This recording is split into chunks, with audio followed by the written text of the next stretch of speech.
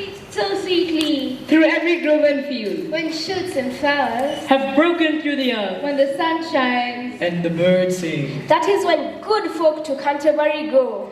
To Canterbury! Pilgrims all! Young, poor, old, rich, Knight and plowman. Beggar and franklin. They and well. pilgrims all, travelers all, journeymen all, decide to take that first step to Canterbury! To see the shrine of Thomas Becket. The murdered martyr. To see miracles. To heal what kills us so. To ask forgiveness. To plead for assistance. To seek salvation. To heal body and soul. To give thanks. To take that first step to Canterbury! Hang on a minute. I think this is supposed to be fun.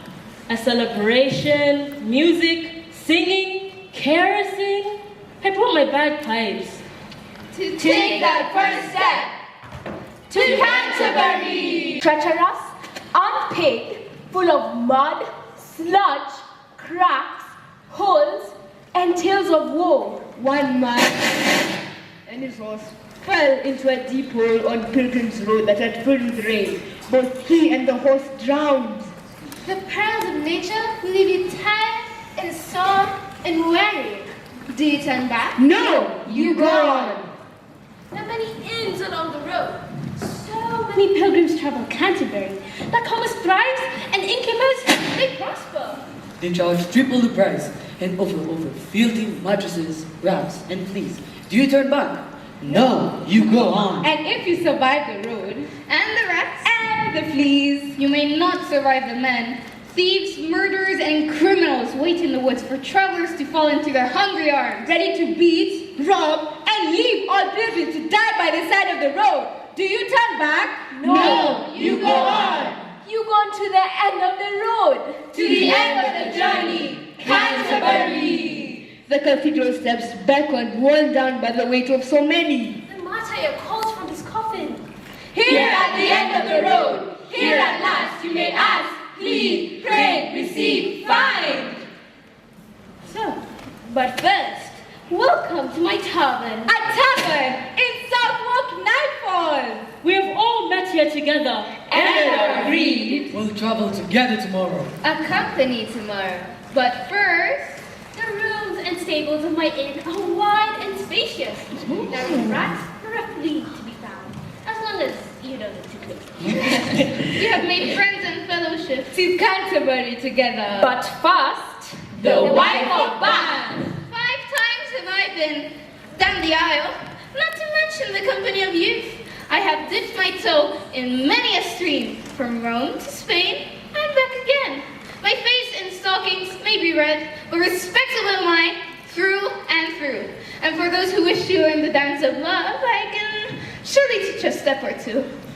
The Parthenon. The road straight from Rome come I, treasures fairly bursting from my sack. For silver will I sing a pretty song, or sell to you alone a bit of veil or sail, the very one off of St. Peter's boat.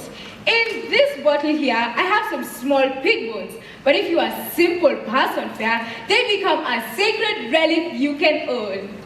The prioress. my name is Madame Eglatine. I believe in dignity and a conscious heart, and careful eating too. No speck of grease shall you ever see on my cup or lip. I believe in modesty, charity, and kindness, and making sure my dogs are fed. Nothing but the best for them. Roasted meat and milk, and fine white bread. The Miller. First prize is mine in every wrestling match. I'm sure you can see why. I carry the mighty sword in one hand and the mighty bagpipes in the other. A bag of tricks and jokes is always by my side.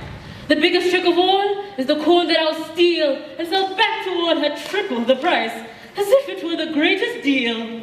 The Reeve. Near Bedswell do I manage a farm. I know every inch of that land, every grain, every chicken, every cow, swine, horse.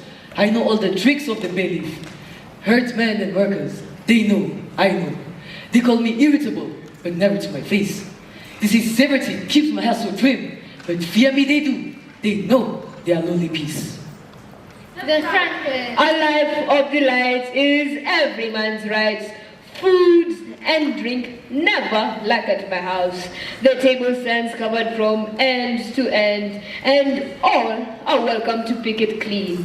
Fat and partridge, meat pies, fish and fowl keeps the cook always on his toes. A life of pleasure is every man's right. With so much food, it practically snows.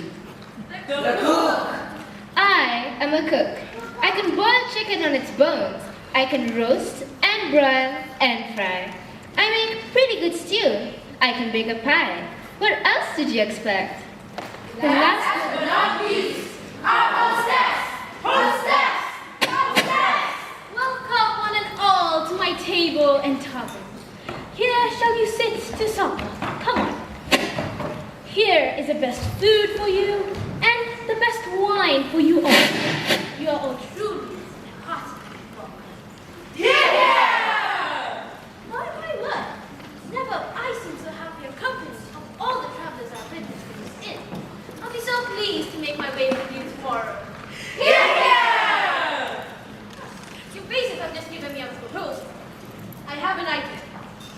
One only was all black and not cost a penny. Not a penny? And for that, yes. And if it doesn't make us glad, I'll give you my head on a platter. Your head? I'm sure it won't be necessary. But before we start, I'd like each and every one of us to raise our right hand. Our time together is not long, and there's no point in arguing. One and all, raise your right hands. Right, dude. Before we begin our journey to Canterbury, on our way, I'd like each and every one of us here to tell a tale. What kind of tale? Whatever kind you like. Tell tales of significance and pleasure, adventures that you know have befallen others, or might have befallen you. Is it wise to make fun of another's folly? Only if it's funny. The best tale shall win a meal at our table. I thought this was not to cost me a penny. Now, by your right hand, say that you'll be ruled by me in all respects. We will be ruled by you in all respects. Wonderful. Now, let us eat. Here! Tomorrow in tomorrow's hands. Here!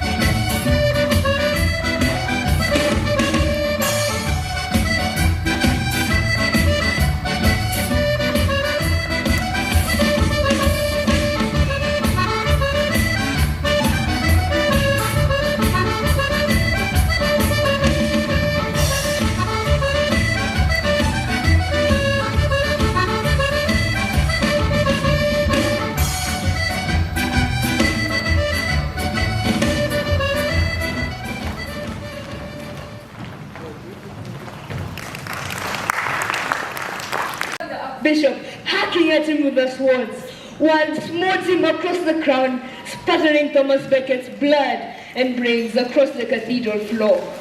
Oh, I'm gonna be sick. You did ask? But I didn't expect brains. How else do you think martyrs are murdered? Think they get tickled to death with a feather? How long is this going to take? 4 days.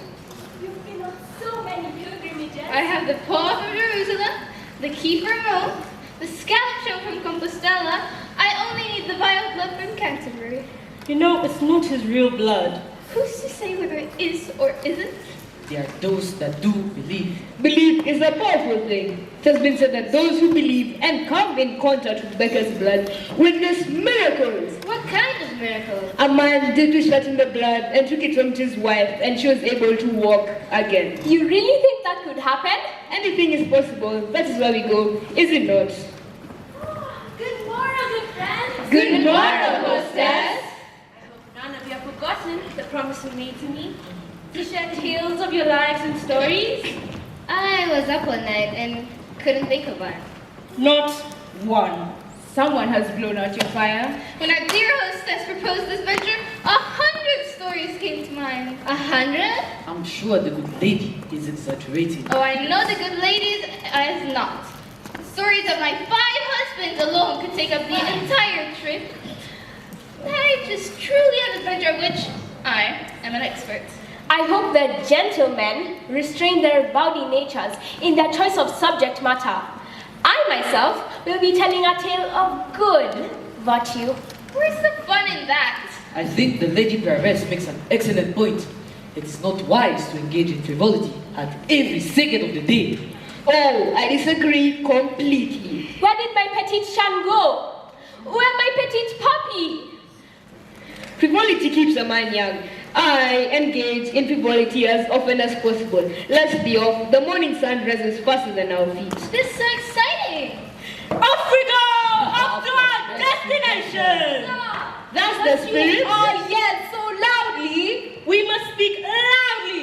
The louder you speak, the more you can feel the merriment in your bones. I suspect there is something else filling up your bones. So, who shall tell the first tale? Who will make the time pass through their words? Who shall tell the first tale? Who will make our hearts glad by telling us a tale? Who shall tell the first tale? Shall we do lots? I am not yet awake. Rise and shine, good sir. There are miles to go and adventures to uncover. We must all become pilgrims into the world of our own imagination. Somebody stop here. This was your notion, hostess. You should pick the first. All right. My lady Kairos, by your leave, I usually do that, if you are so willing. Gladly, hostess. The prayerless will go. Yay! Yes. Is it too early for virtue? What was that? Nothing.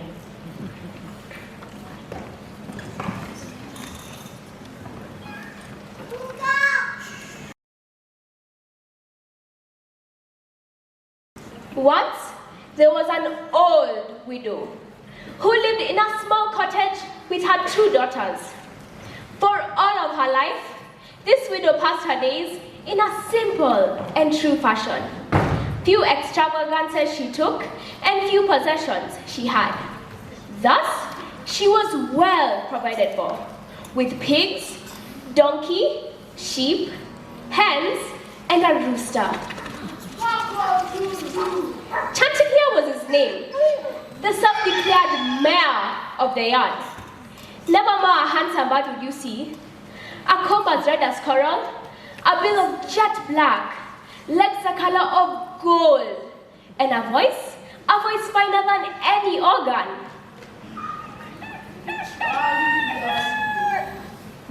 Where do you go? I go to the meadow to milk my cow, cow, cow. More often than not, Chanticleer could be found in the yard, with his wings stretched open wide, stood on his tiptoes, with his neck stretched and his eyes closed, making beautiful music. My dearest sweetheart, that was ever so beautiful. Thank you, Lady Patulot. The notes came out so because they're all for you. Living the life of regal poetry, Chanticleer had 7 wives, but his true love was Partelot. In her, there was never more a courteous, discreet, debonair, and compatible chicken. Hen! Sorry, hen! But alas, a life of harmonious perfection was not to be for Chanticleer and Partelot. One morning, as the two sat regally on their favorite perch, a groan from the depths of despair flung itself through Chanticleer's throat. My dearest sweetheart, what noise is this? What ails you to groan so? Dear madam, it is not grief that causes me to groan. Oh, thank heavens, my sweet. It is something much worse than grief. Beloved, what could possibly be worse than grief? I dreamt last night that a loathsome beast entered the yard. The sound alone froze me to the spot as he leaped from the darkness and attacked me. I awoke in the middle of the night, drenched in the sweat of horror. I cannot remove that dream from my conscious mind. It is with me wherever I go. I move to the left, it is there. I move to the right, it is there. Now my body is trapped in a foul prison, and now dread fear has lodged itself in my throat. That is what causes me to groan with despair. You're afraid of a dream. Yes. A dream. It was a particularly scary dream. And what exactly is it like? I'm not sure. It was really dark though. It sounded as if it were going to rip me into shreds. Surely you don't want your Chanticleer to be ripped into shreds. You've lost my love. My sheriff! Touch my man wants to passion. But why? Love a coward. I'm no coward. Scaredy cat. Dear heart, how can you say that to me? Every chick, every hen dreams of the day that they can marry a rooster who is hardy, wise, trustworthy, not a fool, and not afraid of dreams. Have you not a man's heart? Of course I do. Then how can you fear a harmless dream? But if you had the noise of the loathsome beast, you... Man knows dreams are not meant to be taken seriously. They are caused by other problems elsewhere in the body. Surely this dream is nothing but a case of indigestion. Really, my pets? Do you think so? Indigestion has caused many a man to groan in the middle of the night. So Chanticleer, fly from this project for us. Do not groan anymore. Take a laxative. Madam, I thank you for your words. Nonetheless, no man should be so reckless to dismiss his dreams. It has been said that dreams foretell the future for heroes. This could be a warning, a hero's warning. So Chanticleer, take my advice. Take the appropriate herbal seasoning, purge your innards, and you'll have these dreams no longer. Love of my life, pearl of my oysters, peach among plums, I honor you with every breath in my body. But I put no trust in laxatives. They taste funny. What a sweet to say.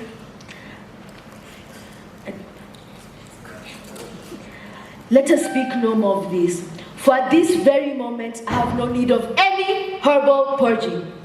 With one look at your beautiful face, all my fears instantly vanish. It has often been said, and in Latin too, that a woman is a man's joy and bliss. With you by my side, I am filled with such joy and such bliss. I will grow no more and think no more of dreams. Oh, what a sweet thing to say. I defy all my dreams and visions. And with a regal swoop of his wings, Chanticleer swept off the perch and into the yard, for he had spied on some corn for his hens to eat later. Later that day, their relationship was fully restored. Chanticleer walked the grounds with lovely Partelote at his side. Do you see those fresh flowers, dear Partelote? Look how they spring from the ground. And do you hear the birds? Listen how they sing for you. My dear. My darling. My darling dear. My darling, dearest dear. But all was not well, for hidden in the yard, out of sight and out of mind, lay another creature. A beast hidden in the shadows, lurking in the shadows. One who watched Chanticleer's every move, and one who listened to every word from Chanticleer's throat. Never a more delectable throat have I seen. A coal fox had stolen into the yard and was biding its time to attack the rooster. I can wait all day and night, if need be, as killers wait in ambush to murder men. O false mother, lurking in your den! O false dissembler! O new Iscariot! O Greek Sinon, who betrayed the Trojans with his wooden horse and brought them all to sorrow, sorrow, sorrow! O accursed Chanticleer, why did you listen to your wife and not your dreams? Why did you not listen to your dreams? Run, Chanticleer!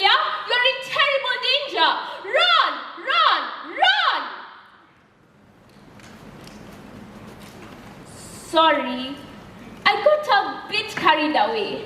Now, where was I? Her skin as soft as the finest silk, hey nonny, no, of color so like the whitest milk, hey nonny, hey nonny, hey nonny, no. Oh, my darling, dearest dear, you're so lovely to lie here in the sun and listen to you singing merry melodies. And I, my turtle dove, will love to sing for you all day and night, sitting in the sand, singing like a mermaid. All of a sudden, Chanticleer saw something moving out of the corner of his eye. What's that? What? That. Where? There! I don't see anything like that. Fox! All of a sudden, Chanticleer wasn't feeling so merry or mermaid-like. Good sir, be not afraid of me. Will you run away so soon? I am no enemy of yours. How so? Why, the only reason I have come so close is to hear you sing. Sing? What me? Oh, yes. You appreciate music, Master Fox. Truly, your voice is finer than all the angels in heaven. You sing with such feeling. It is clear that you sing from the heart. It does bring a tear to my eye. As one accustomed to much flattery, Chanticleer fell completely and utterly under the spell of the fox's words. Of course, I suspect no treachery from you. It is only tradition that teaches a rooster to fear a fox. We must break with tradition at times. You are right. Traditionally, a fox would eat a rooster. No. Yes. Never. It is so. How could I eat one with such a velvet voice? Velvet? You really think so? I do. Sir, I have a small request. Please call me Chanticleer. Oh, I couldn't. Please. Chanticleer, I have a small request. Anything. Oh, I couldn't. Ask away. Would you perform the greatest honor and sing for me? Sing? I would be delighted to, Sir Fox. And would you sing that note? That beautiful note where you stretch your wings out wide, step onto your toes, close your eyes, and stretch out your luscious, your long neck? Would you do that for me? With pleasure. And so, Chanticleer stretched his wings open wide, stood on his tiptoes, stretched his neck, and... Chanticleer, you're taken by the fox! Chanticleer, you're taken by the fox! Help! Help! Everyone came at once. The widow, her 2 daughters, and the animals all came running. They saw the fox disappear into the forest and took up the chase. They made such a noise that the fox stopped its getaway to see what the racket was about. Fools! They will never catch me. May I be permitted to say anything, Sir Fox? Of course, dear Chanticleer, we are all gentlemen here. Well, seeing if I'm going to die and you're gonna do the traditional thing and eat me. Well, if I were in your place and I was being chased by a widow, her 2 daughters, pigs, sheep, a hen, well, I'll taunt them. Taunt them? Yes. Turn back, you stupid peasants. A pox and a curse upon you all. You'll never find me in the dark wood. The rooster is mine and I'm going to eat me. Eat him. Na na na na na. Something like that. Bravo! That is good. I've had a bit of time to think about it. In faith, it shall be done. The fox whirled around to face its chasers, but as soon as he let go of Chanticleer to utter the curse, Chanticleer flew up into the nearest tree. Dear Chanticleer, I believe we may have had a misunderstanding. I wasn't going to eat you. Really? No, come down here and I will explain the whole thing. I don't think so. Never again will I close my eyes and sing. For those who close their eyes when they should see will never prosper. And those who talk too much should learn to hold their tongues, for it is reckless to trust in flattery. Oh, yeah? Yeah. Well, I will take my leave, sir, before those chasers come along and talk you of yours. I might relieve you of yours. Oh, yeah? Yeah. Oh.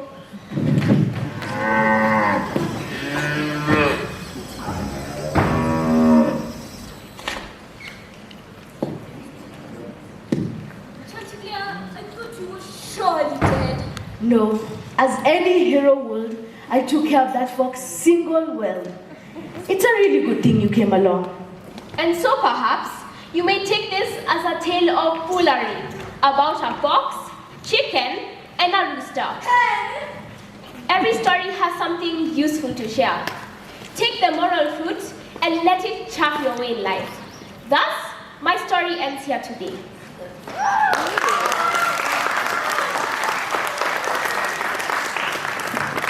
A wonderful story to start off our journey. See, the countryside barely flies past as we move along. Zounds, the ground moves for you too. I believe you are quite right, hostess. I hope the listening was as enjoyable as the telling. What is the moral of the tale, Prioress? When your wife tells you to take a laxative, don't listen. I'm not sure that's quite right. Never marry a man more beautiful than you. I'm not sure that's it either. So what qualities should a woman look for in a husband? Old and rich. Wait. So you're telling me that you found 5 old rich men who agreed to marry you? Well, of course not. But of all the husbands I've had, the best were very old and very rich. And that's what I'm looking for in husband number 6 to be here qualified. Stop it. I was just going to propose, dear lady, but I'm afraid my qualifications are sorely lacking. Don't take yourself out of her running just yet. My heart gets easily swayed. Lucky for me. You see, I told you this would make us all merry. Now the bag has been unbuckled and the games have begun. Who shall be next? Who shall tell our next tale? Sir, good brother, dear cook, have you come up with a tale to regale us? Something better than our prioress? What? Me? No. I'm not ready. Let someone else go. By blood and bones, I have a noble tale to tell. How about a quiet tale? Samuel, perhaps another will go next. I've got one. Oh, no. Sorry, never mind. No one will go but I, and I have a tale to beat the one before. Oh, let him go already. He only makes a fool of himself. His wit is too much overdone. Too much time at the creativity farm. If you do not let me go, I will leave and travel to Canterbury alone. Tell on then. Wait, if the miller wants to go alone, why should we stop him? When's the next tavern, I wonder? But before I go, I must let you all know that I am not together, well, I am not straight in my boots, and I know this because I sound as if I am off to one side. Oh, shut up and let another go. That's a disgraceful way to behave in front of ladies. I agree. Speak for yourselves. There's not wrong with a little disgrace. I've got one. Wait, that's not good. Come, friends, mention be so serious when in a game. Give us your story. All right, Miller, I can hardly wait.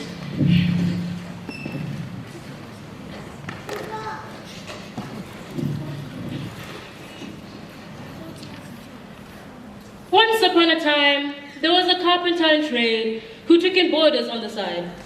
This particular rich man took on a particular boarder whose name was Nicholas. Oi! Hurry up! I'm not going to wait for you all day.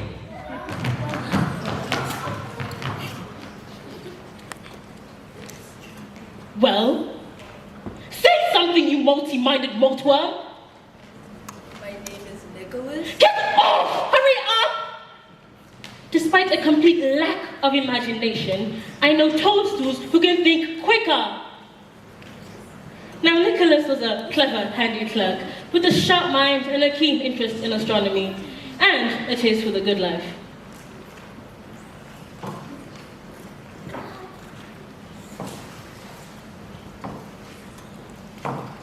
Welcome. Hang on! I'm not ready for you yet. Get off! Hurry up!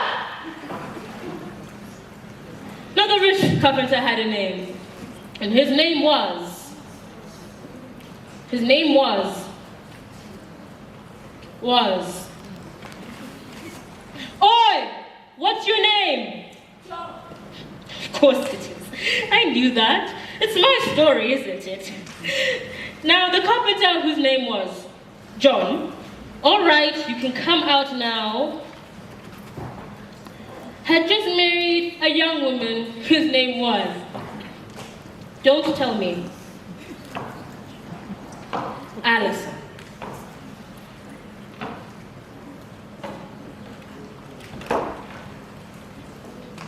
Welcome to your new home. Now John had a wife, and her name was Alison. She was young and wild, young and beautiful, young and young. Her mouth was sweet, and she was young. Her skin shone, and she was young. Her body was soft, and she was young. She was very young. Very, very, very young. Most importantly of all, she was just as young as her new husband was old. So you can imagine how old that makes him. You can't imagine, can you? You've got a better imagination than this, dimwit. I'm not going through all that again just to draw you a map as to what's going on in this here marriage. Pay attention! Now John, the old carpenter, tried whatever he could to keep his new, young wife all to himself, all locked up. But clever Nicholas found the key. One day, while the carpenter was away at Onzenai, wake up, you're awake, get off! If I have my way, you will love me with everything you have. I will not. Kiss me so. I will not kiss you, Nicholas. Let me be or I will cry out. Not until you promise me your love. My husband is very jealous. I know well enough I'll be dead if we get caught. So it's best we don't get caught. There is nothing to worry about. A poor scholar I would be if I couldn't pull the wool over the eyes of a carpenter.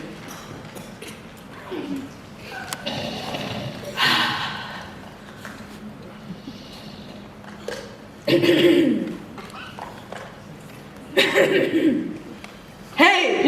What? Where's my drink? Oh, sorry, good folk. I am so sorry. I was so enwrapped in the story that I did indeed forget my place. Where are we? What? Already? Zounds! You move faster! Excellent, excellent! Now, John and Alison agreed they would wait until the moment was just right to carry out their affair and, for the carpenter, give him the biggest splinter, so to speak. Nicholas wasted no time until John came home the next day to start the trickery.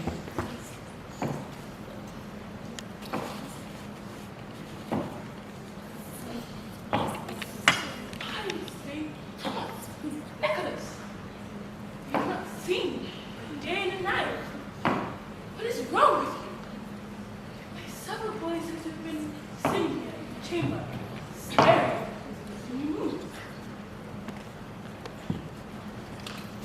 You do not speak. No. No way. This is astronomy. Studied by St. Vital. There'll be no more. But Nicholas! But ho! Look about! The stars have bewitched you. You've been bewitched! I defend thee from elves and evil spirits. I banish all from this threshold. Bless this house from every wicked. Hey ho, hey ho. When does Alison come back? I like her. Alas, shall all the world be lost again so soon? What are you talking about? I must speak with you in private. Are we in private? There is a thing that touches us all, and I will tell no other man but you. Steady, son. We are truly John, my host, my life and dear, swear to me that you shall tell no one, what I am about to share with you. I swear. On your life. In my life. For if you tell another soul, you will be utterly lost. If you betray me, vengeance will rain down upon you and make you mad. Do you understand me, John? I do. I swear. You can ask. Say what you will. I will not tell to anyone. Not even my wife. That is deep swearing indeed. I do not lie, John, when I say that I have found in my astrology, when I looked into the bright moon, that on Monday next at 9 o'clock at night,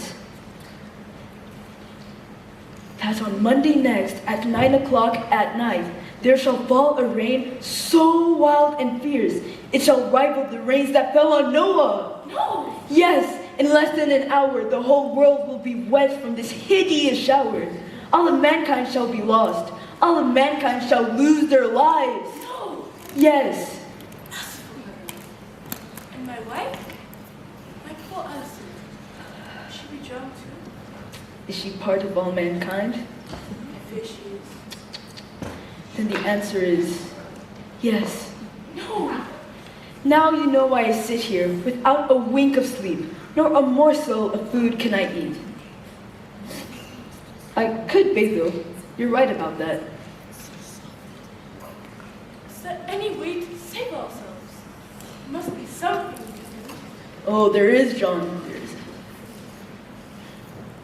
But you must not follow your instincts. You must not act on what logic tells you to do. If you follow my instructions, you will not be sorry.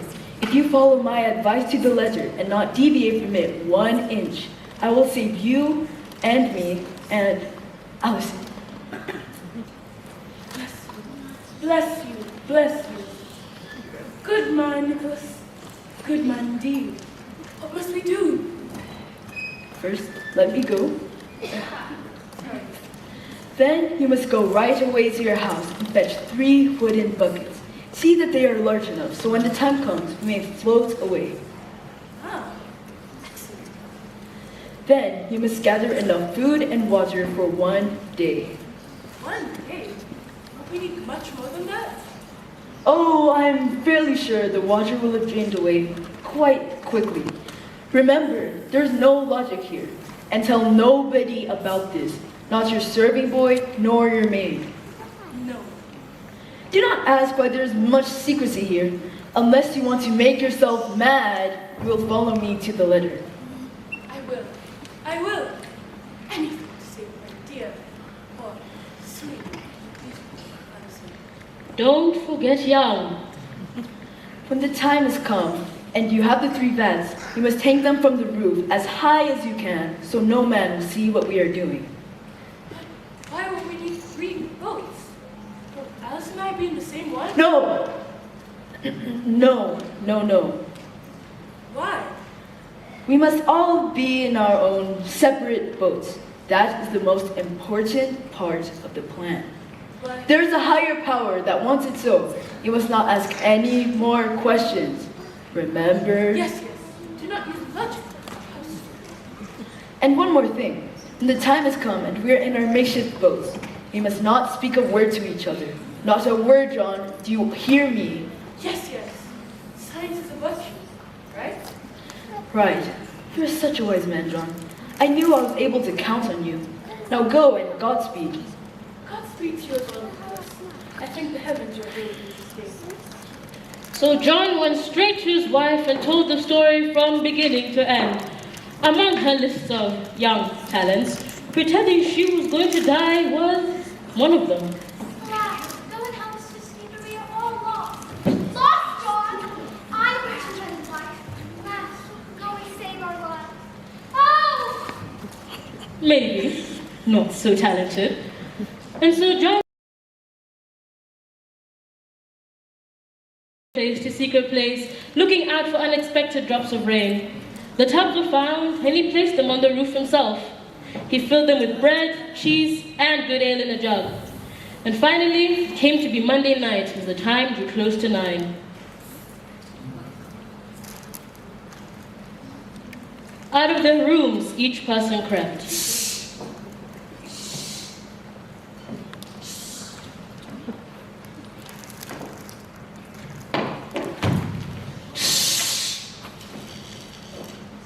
each into their separate tubs, each person crept. You can't see the tubs, but they're there. You're not going to doubt me now, are you? Not when I've been telling the story for so long. What a long story. A man should have a reward for telling such a long story. Think on that, will you? So John sat in silence, waiting for the rain. Alas, alas, oh alas. That's not silent! Better sounds. John was so upset and filled with blind panic that he fell instantly asleep, and soon his snores filled the tub. Alison and Nicholas entertained themselves with much revelry and merrymaking all the night long until morning came. At the same time, Alison and Nicholas were sneaking to the house. A young man named Absalom was walking by the cottage. You didn't think there'd be another character in my story, did you? Fooled you! Where is he? Where's Absalom? You people are imaginary! You're supposed to do whatever I want! Must I really do everything myself? Give a man room. I am calling you out a window. Got it? Oh, Alison! Oh, honeycomb! I love you so much that I am sweating. I am drenched in sweat. Who is this rude? I love you like a turtle. That's not it. I love you like a turtle dove. I love you so much that I cannot eat. Oh. Wait, stand back. I have an idea. Oh, Absalom, come to the window and I will let you kiss. You will? Oh, yes, but you must do it quick so the neighbors don't see. And you must close your eyes.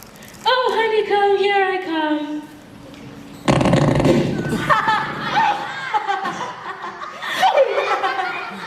What is this? A trick! A trick! So go away from the window, you jack! How dare they? How dare they make fun of the fair Absalom? My love for the woman is gone, departed, vanished. It is nowhere to be found. I will have my revenge.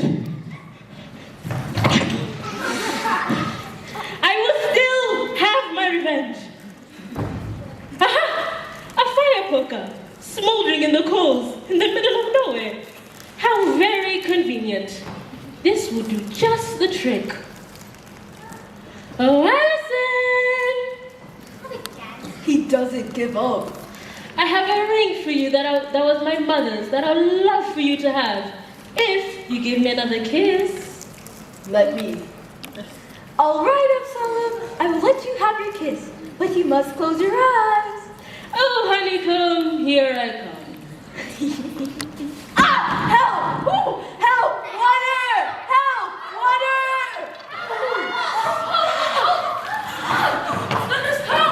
And so John cut the rope which sent his tub careening off the bone-dry roof onto the bone-dry floor. He landed end over end in the large heap.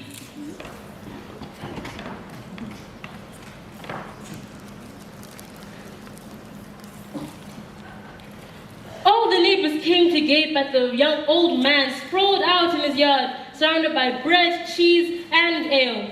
Afterwards, much was made of the incident. I always thought the old man was weird, but I didn't know he was this weird. How could I be married to a man who thought this world was about him? So John was held mad by all the town, and so young Alison was able to escape from the cage of the old man's making. And clever Nicholas was not so clever to escape being branded on the behind. And so my tale is done. God save the whole bunch of us.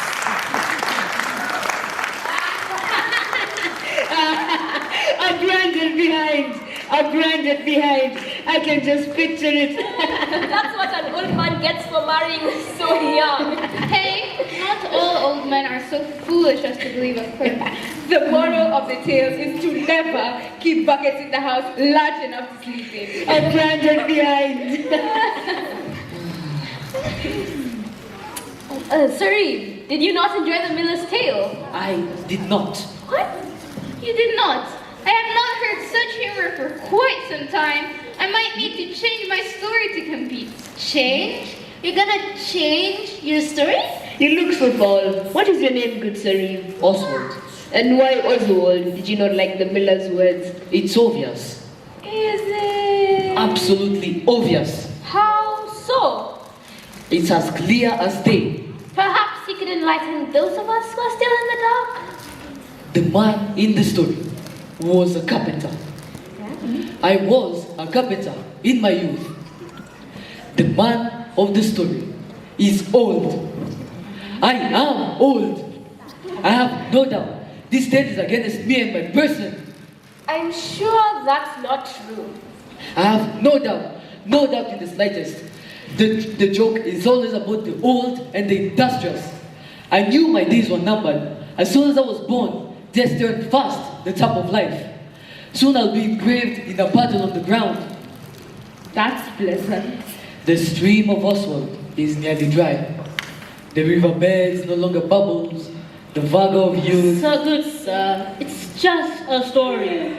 Sorry, surely you don't wish to sermonize. Be the next to tell your tale, and waste no time about it. Alright, I shall. But please, good friends, do not think ill of me. If I fight fire with fire against our dear friend the miller, he has scorned me, and I shall repay the scorn.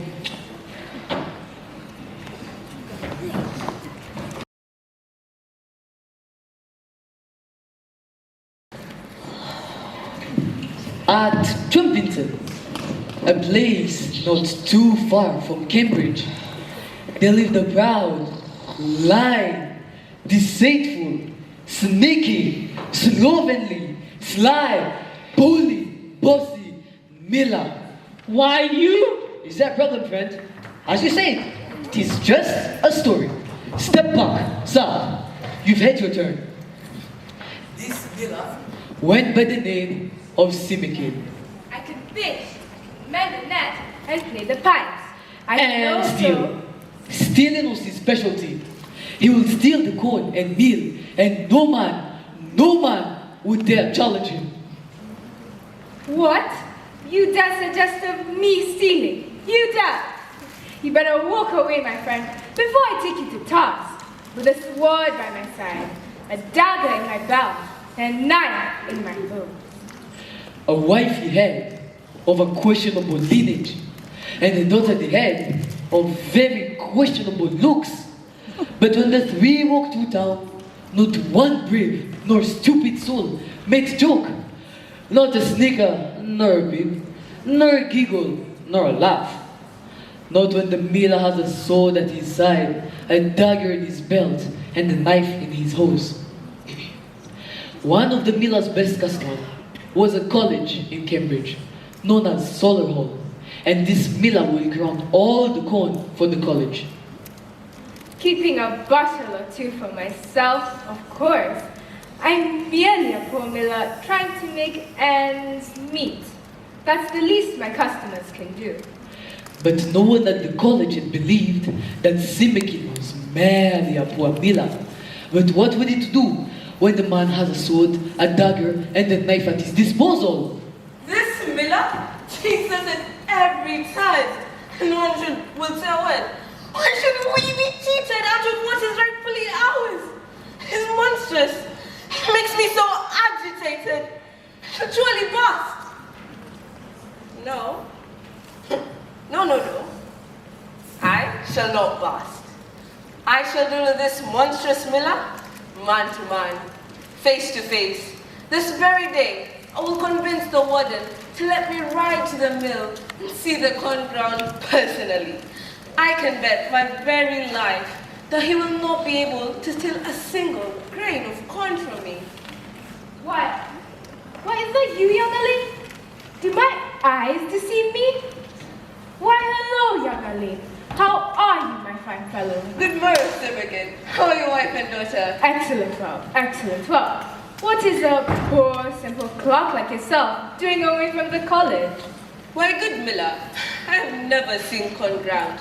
It is something every poor, simple clerk should see. Do you not think? Wow. I plan to stand right beside the hopper the entire time. You do? Oh yes. And watch every single solitary step. I'm really quite excited about it. Maudie! Yes, Papa? Take young Elaine to the mill. I will be there by and by. Right this way, son. Can I ask you something? Anything you like? Do you like cows? Cows. I love cows. I have 3 of them as pets. I love their big eyes and their soft skin and the way they go moo. How fascinating. You think so, Sakrak? No one has ever shared my love of cows before. Maybe we're made for each other. This young thinks he can trick me into giving him a bad deal. A bad deal from me. I will bar his eyes. Every trick he tries to play, I will take a sack away from him. The wisest man is far from the greatest. Come, Silicon. I am anxious to see you start. And I come without delay. As the miller went to round the corner, his wife stole down to where Alan's horse was securely tethered. Off you go now, off you go. Giddy up.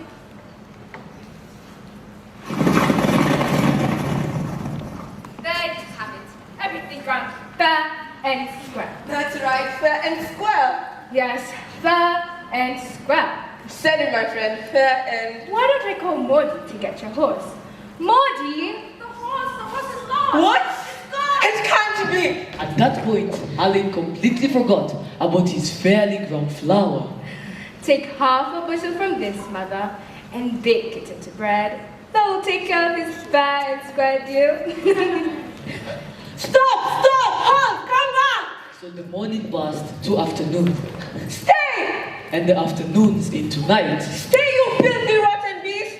and it was pitch black before Alan was able to curl his mare. Wet and weary, he snuck back into the miller's cottage. I am a fool. My coin is stolen, and I am an utter fool. I cast the doors born, and so will the warden and every fellow at school, especially that blasted miller.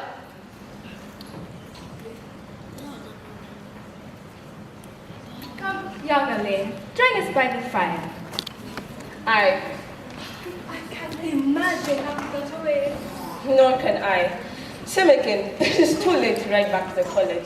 Let me spend the night. Of course, Many thanks. but for a small fee. What? I mean, I'm merely a poor miller, trying to make ends meet. My house, it's but a small one, barely enough for me and my family. Seeing that you're a learned person, perhaps maybe you could make it spacious with your grandiose ideas. I have the coin. Be a good host and offer me food and drink. And so Simekin was, and he was in a fantastically jolly mood. Stop, come back. So they all ate and drank and ate and drank and ate and drank and drank. And it was all well till midnight when they all fell asleep into bed.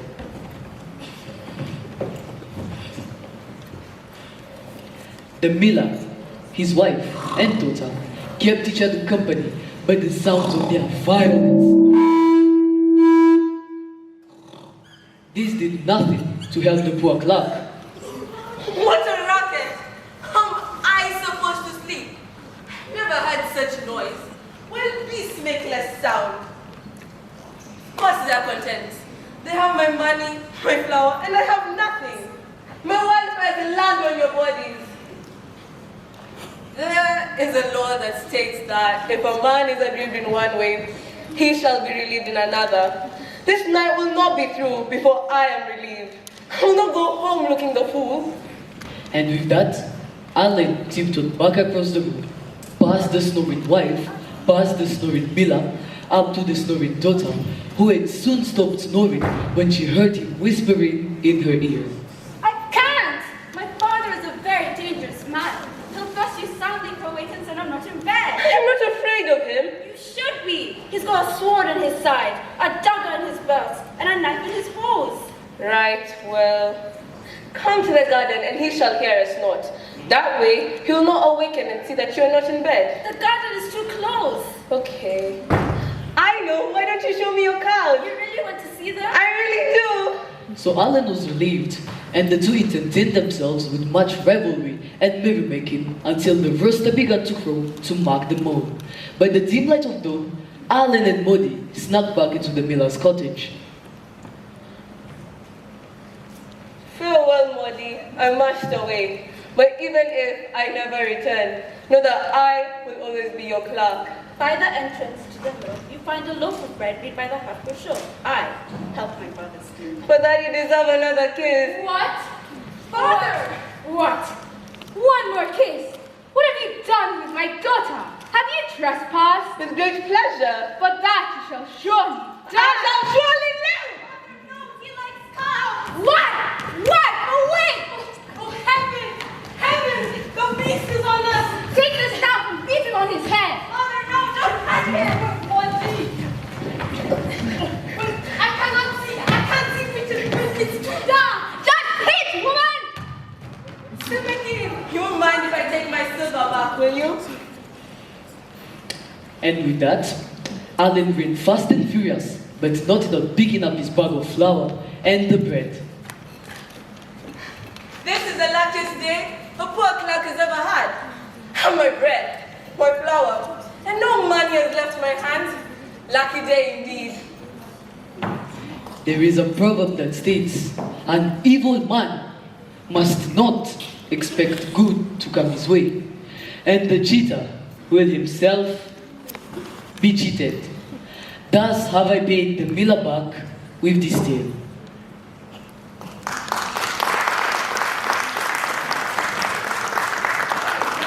Thank you, hostess. Do you feel avenged, Sir Reeve? I think the two stories make them even.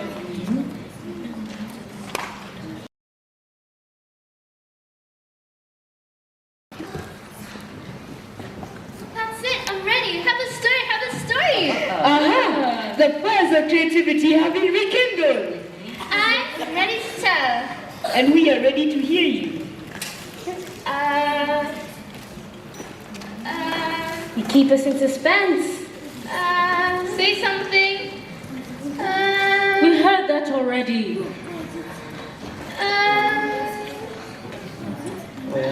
I can do it. Thanks. Be quiet, Hedgehog. I'm not the one stuttering like a tea kettle. Go on, give it a try. I can't. What if I make a mistake? What if the story's no good? What if I'm no good? What if the story is so long, the time drags on, and it never seems like it's gonna end? And I keep going and going and going, and we keep passing the same rocks and trees over and over again. And you want me to stop, but no one wants to interrupt. And we keep passing the same rocks and trees, and I realize that there's no end, nor middle, nor beginning, and I have to leave by the group and cry by the side of the road. That's a lot to keep you up at night. Are you sure you don't have any more reasons for not going? I'm feeling rather shy. Shyness has never been a problem for me. Not with 5 husbands. I will not even take your words as slander, Sir Oswald, for it is quite true. I have had 5 husbands, which makes me an absolute expert in marriage. Of all my husbands, 3 were good and 2 were bad. The first 3 were very old and so very rich. They spent well and tired easily. And what happened to them? They died. After them, I wanted more adventure, more excitement. I went for younger men, much to my own folly.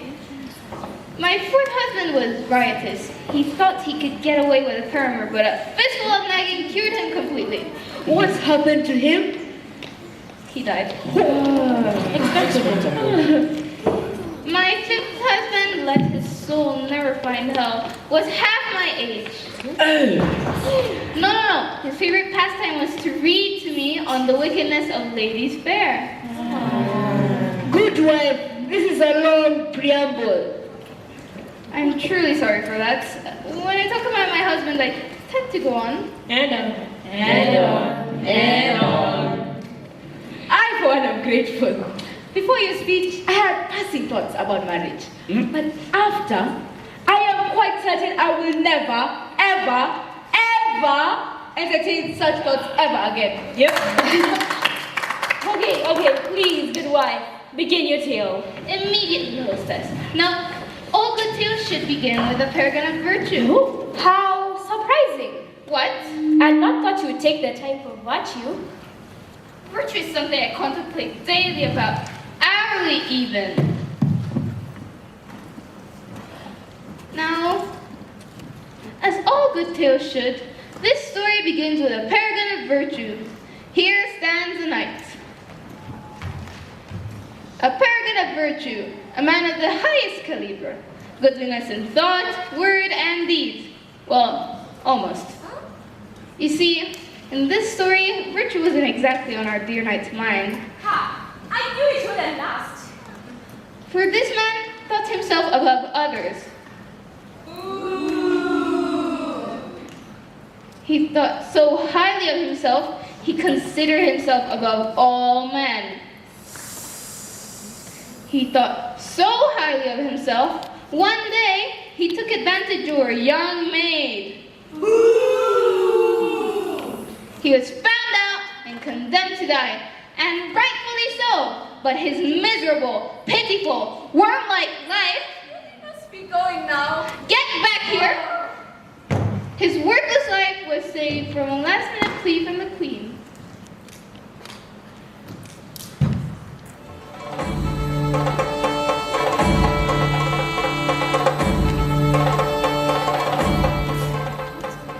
Let me decide his fate, my king. This man believes himself above all men to take advantage of a lady. So, let a lady decide his future and his path. It is done, Sir Knight. The queen shall decide your fate, and you will abide by her words. Is that clear? Very much so, sire. Do you realize the seriousness of what you have done? Oh, yes, my lady. Rest assured, if I am allowed to live, I will never consider myself above anyone ever again. Your life is not yet guaranteed, Sir Knight. I hold it in my hands like so. All it takes is for my fingers to pull apart a hair's breadth, and your life is gone, slipped through the cracks. Oh, please take pity, Your Majesty. All right, I will give you your life. You can answer me but one question. One question? One. That's all? That is all. Is there a catch? No catch. What's the question? The question is this. What is the one thing that women most desire? Answer me that, and you will keep your neck. The axe will remain cold. What is the one thing women most desire? I give you That is all you wish from me? I give you a year plus a day to search for the answer. In that time, you come here and tell us what you have learned. At first, the night was light of heart. Piece of cake. But the days turned into weeks, and the weeks turned into months, and the night was no further ahead than he was behind. I've searched every house, every place, every town. The knight could not find one thing that one most desired. He found a million things. Some say... Women love riches. Some say... Women love security. Some say... Women desire to be flattered. Women desire to be desired. To be told that we are wise and not foolish. Women love happiness, companionship, friendship, love, love, love, love, love, love, love, love, love, love. I tell you it's love. I tell you you're off your rocker. Who are you to tell me I'm off my rocker? That's exactly. All right. I believe there's nothing more than a woman desires than to be free. No! That's not it at all. Finally, a year had passed. It was time for the knight to return to the castle. With every step, he could hear the whetstone sharpening the axe. He believed he had no answer, and his head would no longer be on his neck. Close to home, he crossed paths with an old woman. Be quiet, old woman. I do not wish to speak with you. Speak with me. Speak with me. I have no wish to speak to you. I only wish to ask a question. What's your question? I really wish to know. Why do you drag me here so? I've never seen anything like it in all my years. Old woman, it is because I am going to my death. How dramatic. What death? A death? Is a death is a death! And yet it troubles you so. I did something terribly wrong, which I knew was wrong at the time, but then I thought I'd never get caught. But then I did. Now I was saved now I was to die at the king's command, but I was saved at the very last moment when the queen gave me a question to answer. All I had to do was answer one teeny tiny little question. Now I know I should have died at the king's command. It is so much worse to have a whole year of freedom, only to know that each day brings an axe closer to your neck. What is the question? It doesn't matter, there's no answer. I am to die. Sir Knight, you allowed me to ask a question. 'Tis only fair I allow you to ask a question too. The question is, what is the one thing that women most desire? I don't find this very funny. I'm quite fond of my head. Sir Knight, and what did you say if I had the answer? Of course you have an answer. Every woman has an answer. Gosh, there are more answers than there are flowers in the field or stars in the night sky. Not an answer, the answer. The answer? The only one? That is what I mean. Old woman, if you truly know, I would do anything for you. I would pay you most handsomely. I would slay any enemy you desire. One word and I would require this, please. Pledge me a trot of the next thing I ask you. He will do with all his might. If you do this, then I will give you the answer. I pledge my word and my life. Then your life is safe and so is it. When you call out to the great hall, I will be there to get any woman who challenges your answer or says it's not true. What is it? Tell me, quick, time is short. Come closer. I don't wish the whole world to hear. Wow. Come with me and have no fear. To the castle.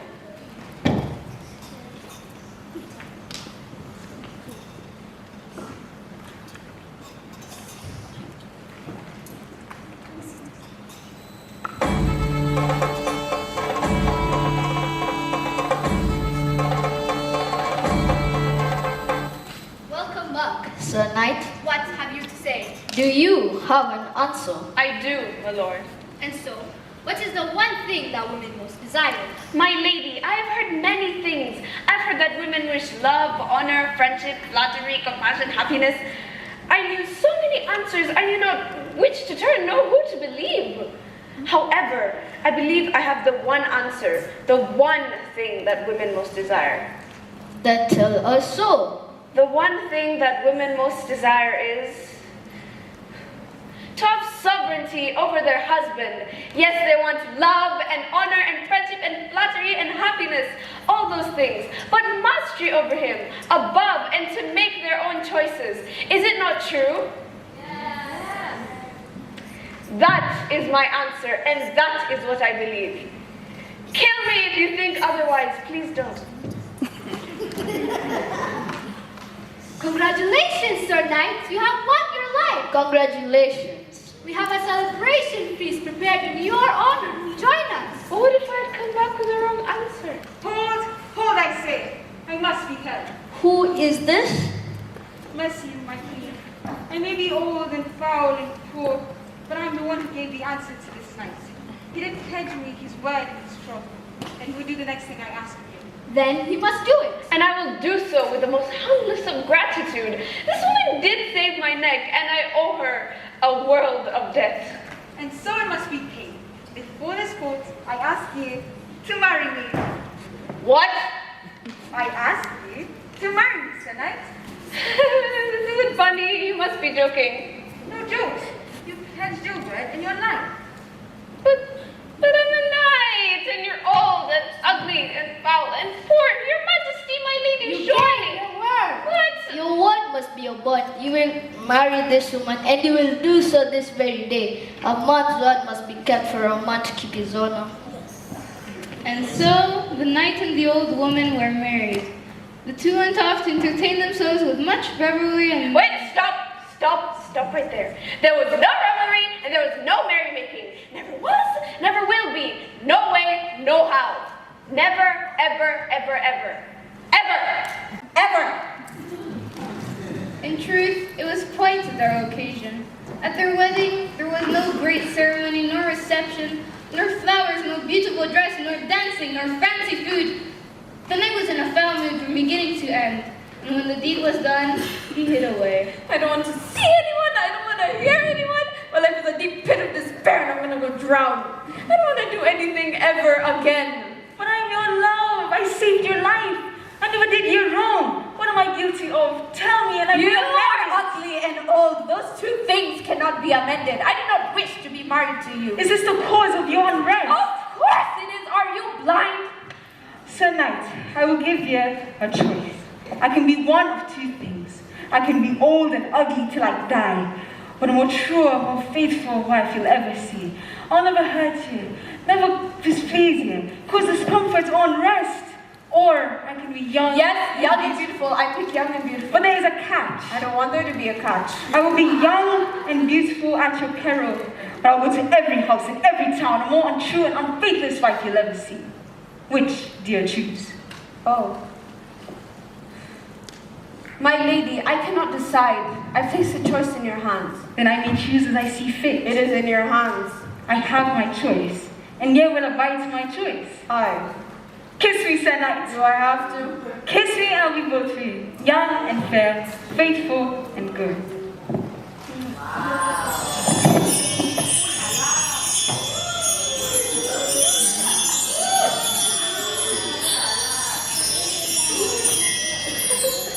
You're beautiful. You're young and beautiful. I did it. I did something right. 1,000 kisses did the knight give his wife. And so the two lived in total joy and complete happiness for the rest of their days. I say to you, the life belongs to the man who does not lord over his wife. I wish a curse and pestilence over those who do otherwise.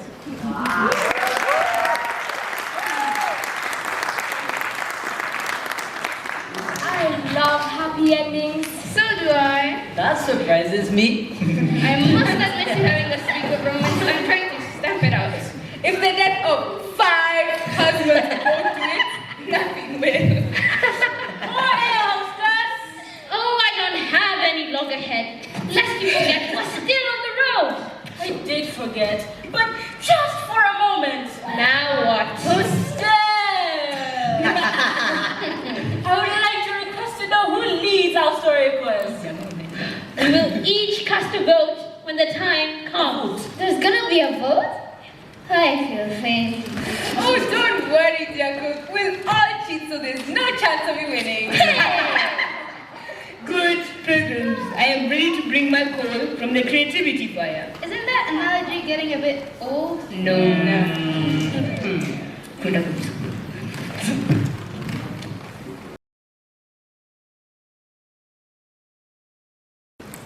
This story is one of patience. Patience is a virtue. It allows all forces. Remember the man who is patient with love. I have a story of another type of knight, one who held honor above all else, and one who truly loved his lady fair.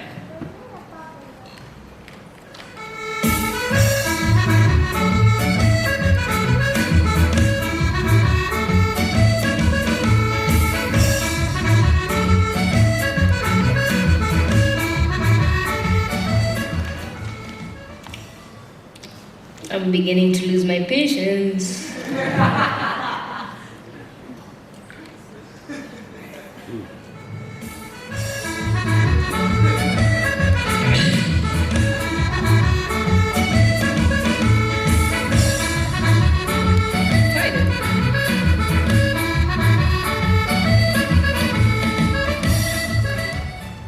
He did vow to serve her, she'd vow to love him, and so they became husband and wife.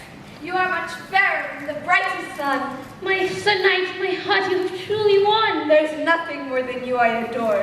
Oh, your gentleness does shame me through, my lord. Never shall I show nor feel jealousy. Follow you I will, you shall have sovereignty. Well, pray that there lies between happiness, no strife. And I shall ever be your humble wife. That is surely true until my heart breaks. You have my vow, never shall I forsake. And so the life was harmonious, wedded bliss. Until one day, when Arregus had sailed to England and leave his Dorjan behind. In his absence, Dorjan wept and sighed and lived in a rage of grief. All around me say, do not mourn, do not wail, that all my tears are shed to no avail. But I will weep and pine and fast for my love, until he's here, I see no light from above. My lady Dorjan, do not despair. Soon home I will, with speed and care. A letter from my lord. Now I can rest. May his journey home be ever blessed. But soon, Dorjan's newfound calm began to fade. She'd walk upon the bank where a castle stood and gaze outwards to the sea, waiting for her love to come. Ship after ship, but none brought Arregus back. Honey! The more she watched, the more she noticed the black, grisly rocks that stood at the base of the cliff. Honey! Rocks that could damage a ship. Honey! Rocks that could drown a man. Oh, foul stones, oh, foul confusion there! Why has God created such a snare? 100,000 bodies have been thrown.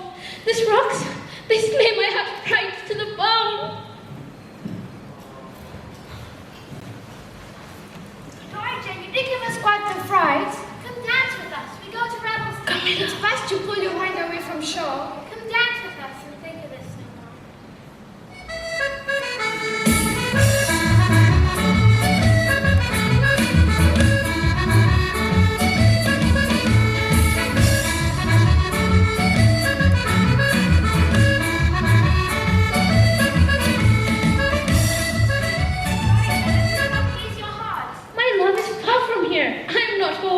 There was a young man at the dance, a squire, went by the name Aurelius. He was young, strong, virtuous, rich, and held in high esteem. He could dance and sing better than any man. He was well respected and terribly in love with Dorjan. I drink my fate with no need of a cup. That she's here is stroke of purest luck. Madam, I wish to make your heart full glad. My heart is breaking, oh, my soul is mad. With just one word, you may slay me or save.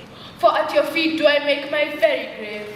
Madam, have mercy, sweet, have mercy, truth. There is no place in the world without you.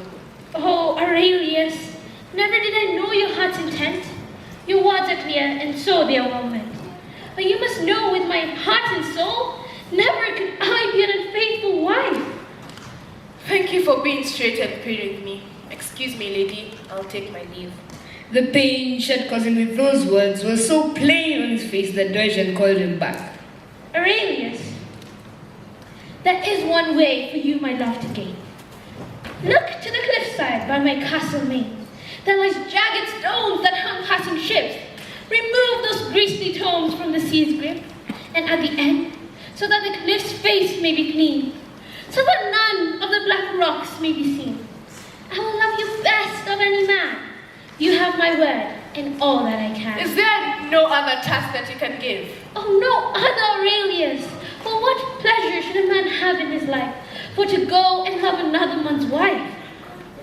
This task has forever turned my heart cold. My coming death has been here so foretold. What happened to you, Aurelius? Why do you lie in torment furious? Aurelius told his sister of his suffering. She took him home where he did not die, but wallowed in sorrow for over 2 years. In the meantime, Arregus returned to his glowing bride. Nothing was ever said of Dorjan's promise to the poor squire. In fact, she did quite forget the words she had said. However, the poor squire did not. How can I live when my love stands so near? What can I do to make the shore disappear? Brother, do you weep? Awake with speed. I think I want someone to do the deed. A man who natural magic I have found, he can make the rocks vanish from the ground. If the rocks do vanish, the cliff be smooth. That Dorjan her truth must prove. She gave her word and I will take it so. Great haste, hurry, must go. It is true. that I know the cause of the coming. It is true that I can make the stones disappear. It is true that every man will think that the Sea of Brittany is clean and clear. It is true that we waste no time with this illusion. Oh, will this really happen as you say? Go away. It is true. And so, on this cold and frosty December night, to the cliffs the trail went. The sun was nearly set and shone as burnt gold on the rocks. I can't believe my eyes. What I see? The rocks are gone for all eternity. It is true. With that, Aurelius ran as fast as he could to Dorian. It just so happened that Arregus was away and Dorian was all alone. Lady, look fair and tell me what you see. Aurelius, you shake so. What troubles you? Go to, please open your eyes full and stare. Look out and see what is no longer there. No. This is not right. This is not true. And thus, I say, Owners, back to you. You must love me, the best of any man. You have my word and all that I can. You must keep the promise that you've made.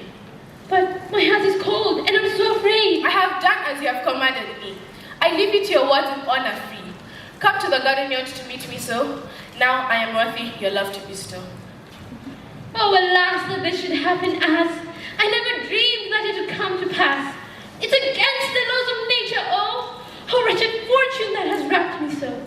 I am trapped in your chains with no escape. Oh, here as I stand, does my heart surely break. There are only two choices, dishonor or death. I must lose my life, not body shame. Oh, I'd rather die than discredit my name. Surely a maid who's been trespassed did kill herself. Oh, woe, alas, alas. Worthy wife, who is it that you mourn? Sir Knight, I wish my life had not been born. She told him the whole story from beginning to end, all the way back to the dance and the off-the-cuff remark Dorian had made but never thought would come to pass. Dear wife, do not cry over what has been done. You're not angry? The fury be gone? There is no fury. You are my life. Then you must know a way to cure my strife. No. Above all, I do hold honor true. You must keep your word. I expect it of you. And Dorian knew this to be the case. Arregus was a knight through and through, honor above all else. With her head held low, Dorian made her way to the garden. Dorian, my lady, where do you go? To keep my word, as my husband made so. Your husband? He knows the story full. Yes, he does. And so I push and pull my body to the designated spot, as I must keep my word, whether I like it or not.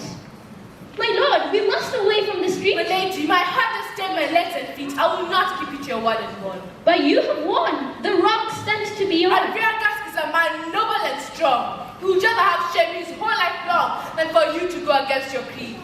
Finally, my eyes are opened and I see your distress that is dark as night. I would rather suffer forever than break the lady and the knight. Oh, Aurelius. Please remember the words that you heed when giving a square an impossible deed. Thus, honor wins over all. And I think that the powers of love bears repeating again. All you ladies take heed when giving a squire an impossible deed.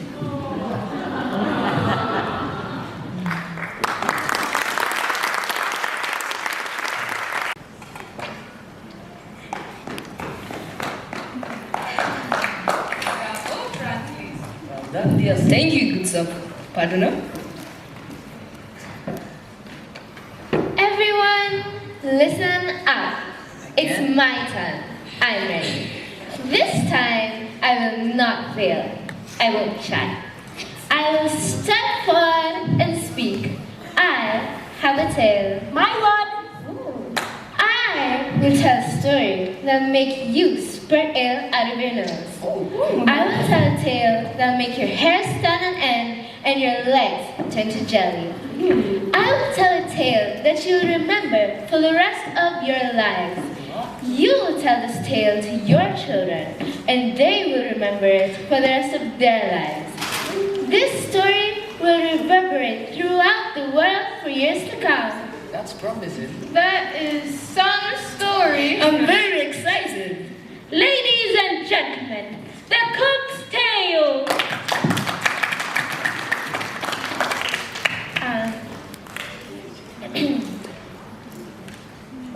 time there lived an apprentice. Child, slow down. Once upon a time there lived an apprentice. He lived in cheerful and well-lived bliss. He was an innkeeper by trade. He was as happy as a goldfinch in a glade. His body was short and thickly made. He had thick black hair that was so very pretty. It earned him the nickname Perkin Reverly. He was sweet for love, as is the fruit of an orange. And for every maid he chanced to meet, he thought.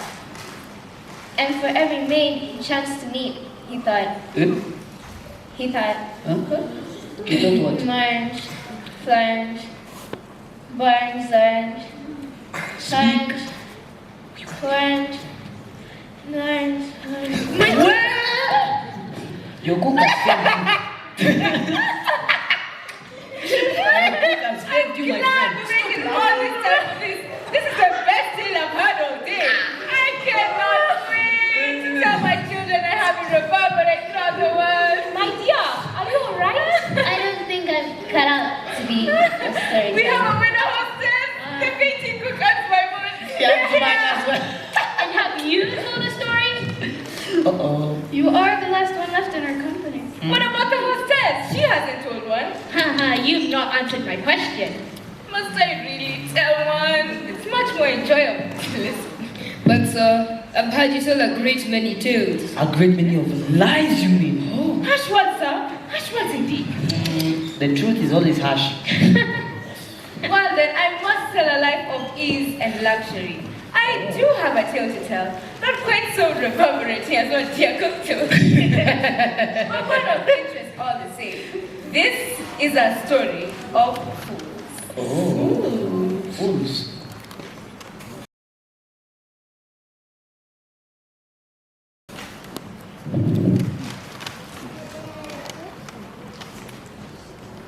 Once upon a time in Flanders, there lived a company of young folk, or 3 to be exact. They seemed to be the best of friends, 3 rabble-rousers who practiced the folly of revelry, gambling, drinking, and dancing all day and night, eating till they had stuffed themselves to the gills and swearing a blue streak. Holy! They damned the world and everyone in it except from themselves, the fun, and the wild ways. To us! To fun! To wild ways! One morning, before 6 o'clock, the 3 were in a tavern drinking. Don't you think it's a little early? It's late. We haven't been to bed yet. To us! To fun! What's that? A bell? I know it's a bell. What kind of bell? It's a corpse bell. Some poor slob is headed for his grave. We must drink to him. To the poor slob. Hey, hey! Wait, we must know his name. Hey, you! I'm not bringing you another drink. I don't want another drink. Good, because you're not getting one. I want to know the name of the poor slob who's headed for his grave. Go ask. You don't give me if I do. Nothing. Then go yourself. You go. I'm not going.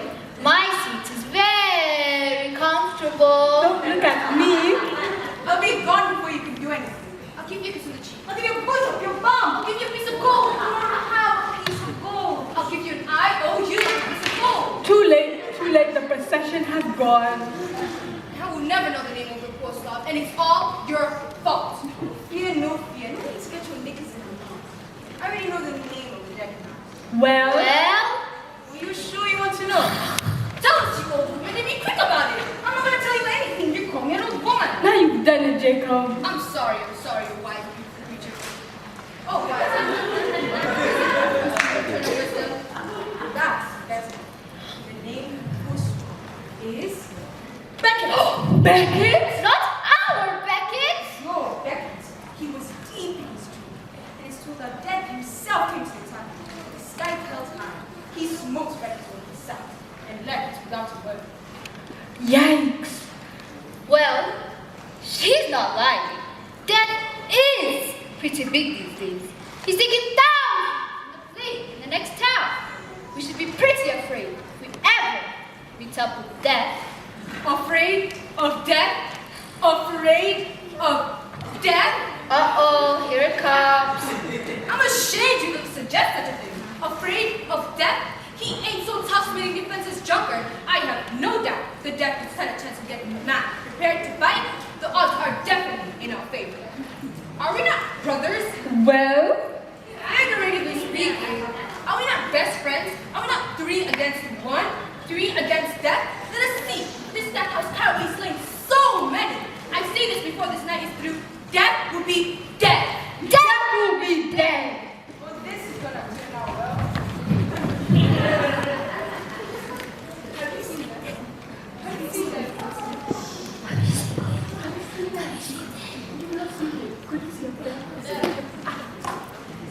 Nothing? How far have we gone? I'm tired. I'm hungry. I'm thirsty. I'm cold. I want to sit down. How far have we gone? Half a mile. That's so far. That is far.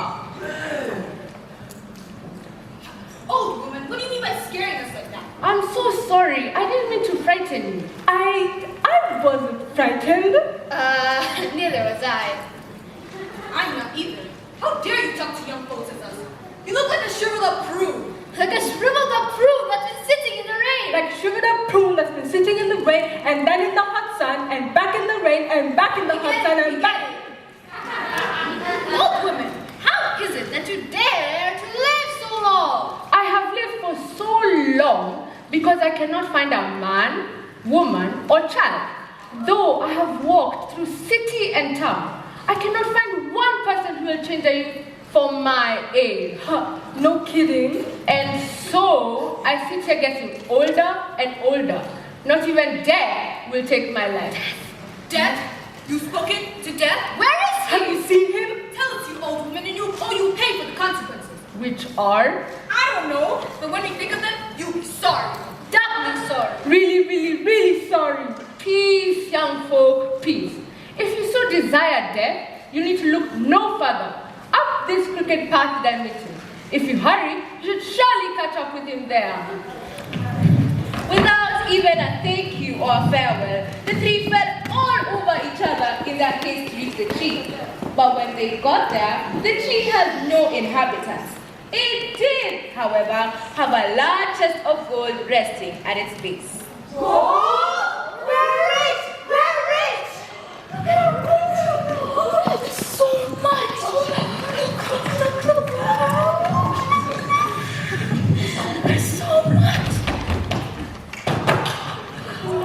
The gold, of course, caused death to flee their minds completely. But death did not forget about the 3 companions. Do you stand a chance against death? We shall see. We shall see. My friends, no one has seems luckier than we are. Who knew that the 3 of us would come to such good fortune? We are truly blessed. Indeed. Doubly blessed. Indeed, indeed. Triply blessed. Indeed, indeed, indeed. Quadruply blessed. Indeed, indeed, indeed. We get it. My brothers, there's none other in this world I would rather share this gold more than you. 3 against death? We shall see. We shall see. Now, how do we get this gold home? Can't take it in broad daylight. Be accused of stealing. And we'll be hanged. Bad idea. We must take it at night. Well, no one knows. So, you wait.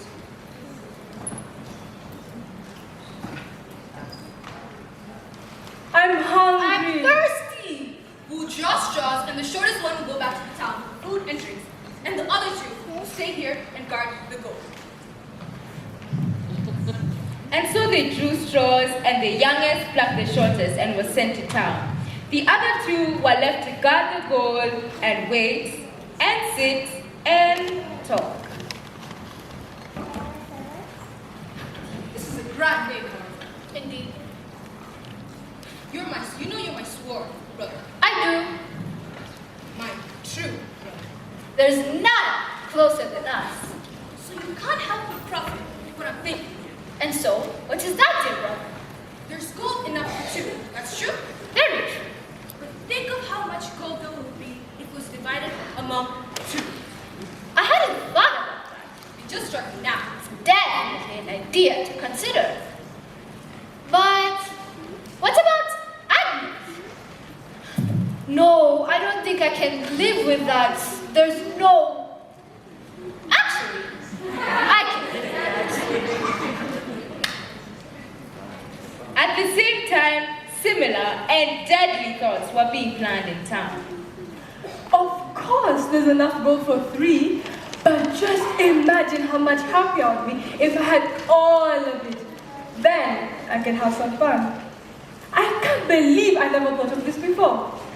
Now, how to do it? How to do it? I've never slain anyone before. I'm inexperienced. I wonder if there's a cause. A little poison in the bottle would do these 2 in. I know. A little poison in the bottle will do these 2 in quicker than a wink. Then I could really have some fun. The end of this tale is as you can guess.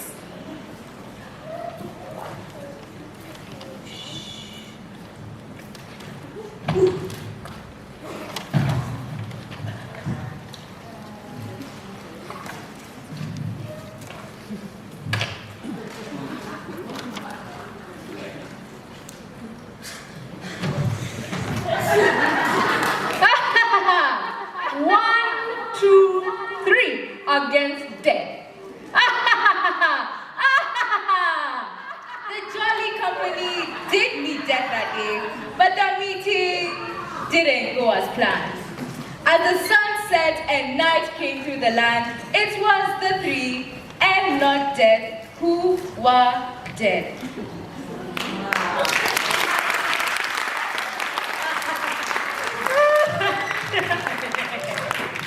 So what's that? Which one of us is the winner? I think the answer is obvious. As do I. The winner's clear. I'm glad you think so, dear lady. I would have won if I had agree. So the pilgrims, who is our winner? I am. What? Your tail didn't hold a candle to mine. I must protest, mine was most elegant. And when it was the most elegant that should win. I say it is the funniest story. Then it is my story that should win. No. Oh, what?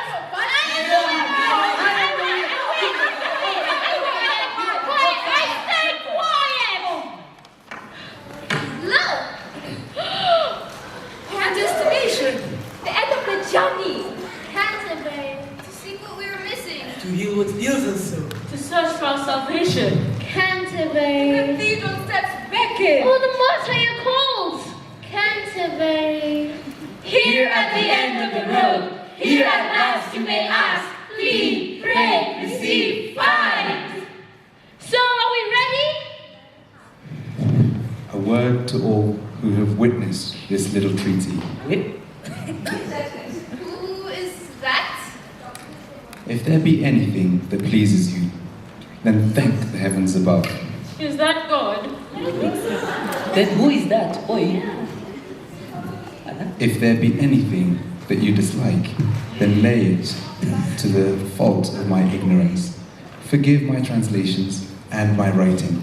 Can everyone else hear that? Yeah. Or you could blame the characters. That would work too. What? Here ends the book of the Canterbury Tales, minus a few pilgrims and a story or two, and try to overlook the fact that you won't find out who wins the contest. Written by Geoffrey Chaucer. Amen. Who is Geoffrey Chaucer? Just some dead guy. Well, I guess anything can happen at Canterbury. Canterbury. Can't believe we're finally here. When April has showered sweetly with his rain. When the west wind has breathed so sweetly. Through every grove and field. When shoots and flowers have broken through the earth. When the sun shines. And the birds sing. That is when good folk to Canterbury go. Canterbury!